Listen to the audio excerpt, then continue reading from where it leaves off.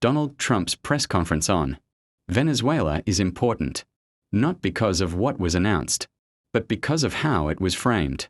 This was not a humanitarian narrative, and not a democracy narrative. It was a strategic one. The first key conclusion is this: Venezuela is no longer being treated primarily as a political problem. It is being treated as a strategic asset.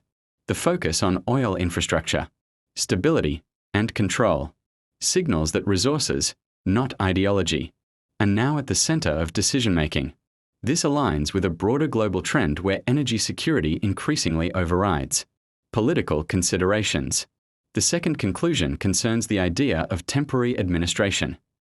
Historically, temporary control often becomes open-ended when clear exit conditions are not defined.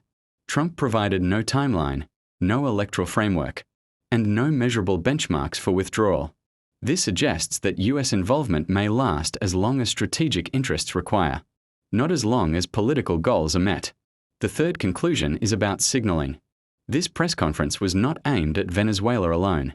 It was also a message to other resource-rich states facing instability. The message is simple: strategic resources invite strategic intervention, especially when global supply chains are under pressure. From a geopolitical perspective, this changes regional calculations. Countries in Latin America now have to reassess the balance between sovereignty, stability, and external guarantees. At the same time, global energy markets will be watching whether Venezuelan production becomes more predictable under external control. In short, this was not a closing statement. It was a declaration of a new operating logic. Control first, politics later. And that logic is likely to shape similar decisions far beyond Venezuela.